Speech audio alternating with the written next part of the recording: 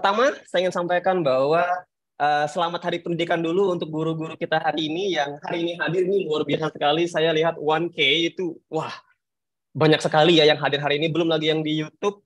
Saya bisa pastikan bahwa animo belajarnya guru-guru luar biasa. Saya apresiasi untuk Bapak Ibu guru yang hadir hari ini, karena di tangan Bapak Ibu guru itu adalah ada langkah-langkah pembaharuan yang akan hadir untuk Indonesia lewat peserta didik kita.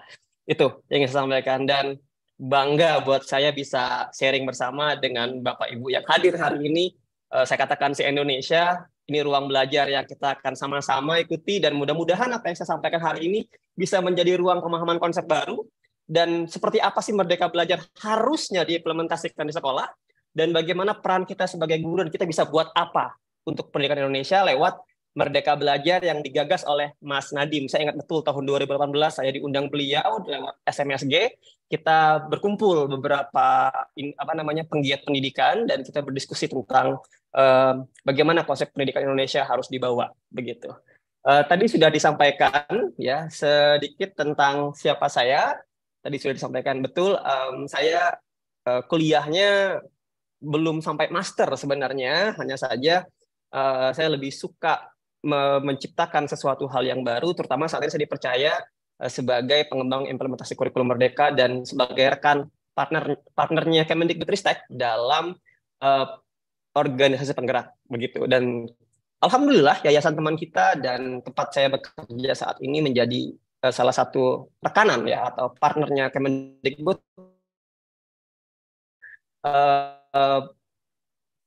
memperluas bagaimana konsep pendidikan semestinya hadir di Indonesia, terutama di sasaran-sasaran kami, ya begitu Bapak Ibu. Biar nggak berlama-lama, saya ingin sampaikan dulu hari ini, saya ingin kita petakan dulu respon kita supaya semua punya konsep pemikiran yang sama, ya, yaitu adalah saya kutip yang dikatakan oleh Burton Shangan di tahun 2008 di bukunya Essential Management Toolbox, ya, itu dikatakan begini, ada 4 jenis respon guru terhadap perubahan. Nah, kita bicara kurikulum Merdeka itu perubahan, Bapak Ibu, ya. Jadi kita di kalangan yang mana ini, begitu? Apakah di zombies, protesters, saboteur, atau survivors, gitu ya? Nah, dari 4 kacamata ini kita di level yang mana? Bapak Ibu boleh refleksikan diri. Apakah kita di bagian yang tidak ada pendapat lalu ikut-ikut saja dengan perubahan, yang penting saya ikut, contoh ya, nanti terus ikut-ikutan, atau menjadi orang yang secara terbuka menyampaikan keterberatan terhadap perubahan, atau kita bagian dari orang yang berusaha nih membuat perubahan tapi gagal diterapkan, ya, atau berusaha mencoba perubahan itu digagalkan, begitu, saboteurs tadi ya. Nah, baru kita tipikal orang yang survivors, di mana kita bisa menerima dan memanfaatkan perubahan itu sendiri, Bapak Ibu. Dan besar harapan saya, kita berada di sini.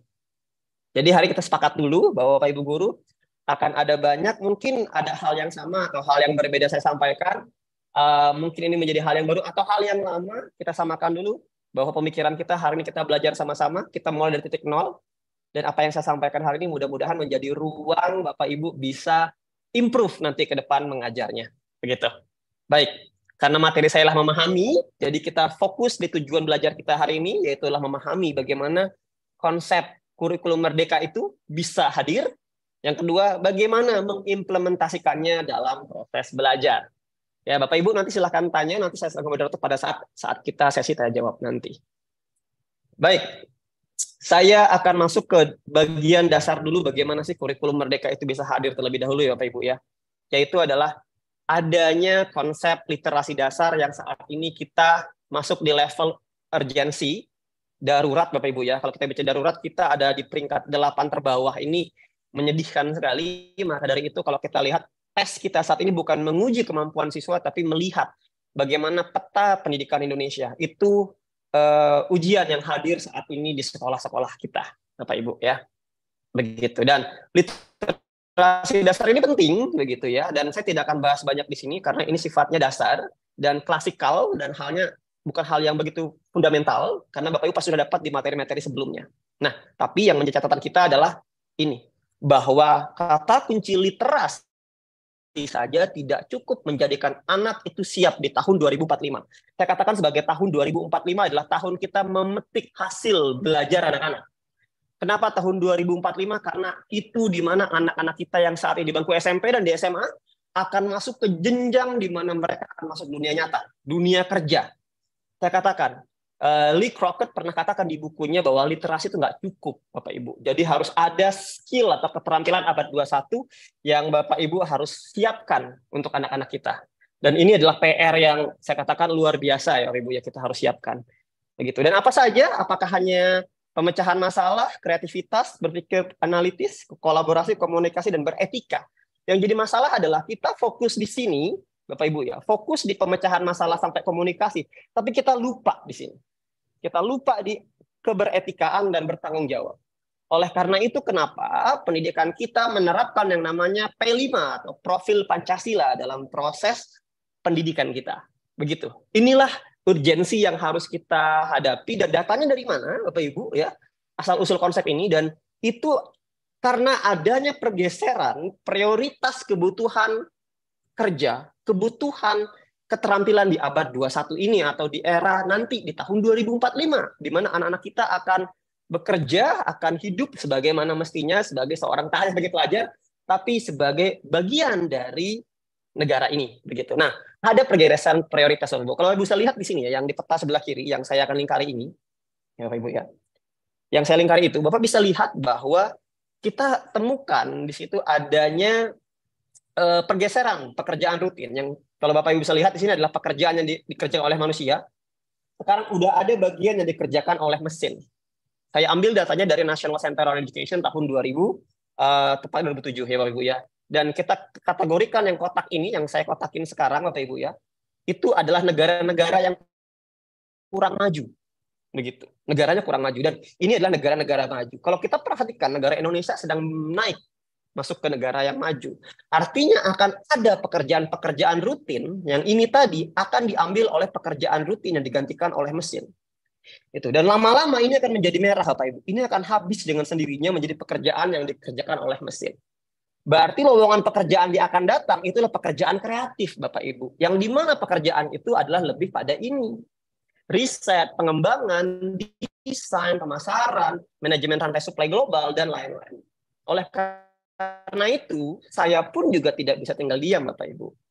Ya, jangan sampai kita hanya menjadi orang-orang yang fokus pada menyiapkan anak-anak untuk cari kerja. Nggak bisa lama-lama cari kerja, karena mereka harus masuk di level pekerjaan yang kreatif.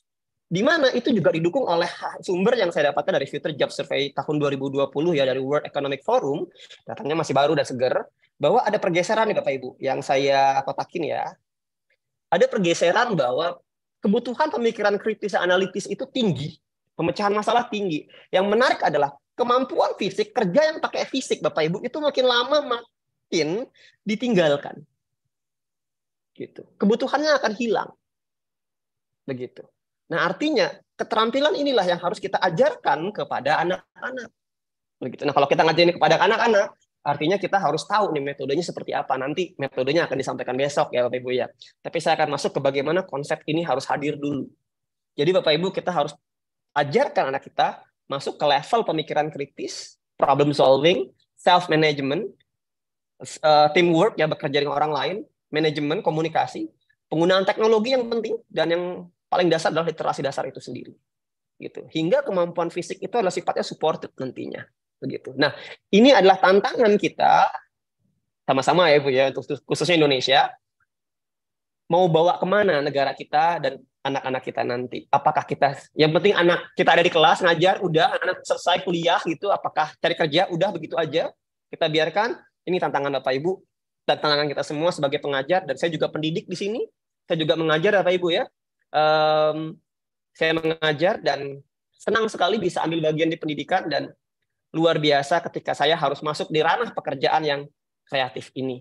Saat ini saya menjabat sebagai manajer Research Innovation di Yayasan Tunas Cahaya Bangsa, selain sebagai pembina teman kita tadi, Bapak Ibu. Jadi sebagai orang yang mencoba meneliti bagaimana konsep pengajaran yang baik dan relevan untuk anak-anak saat ini.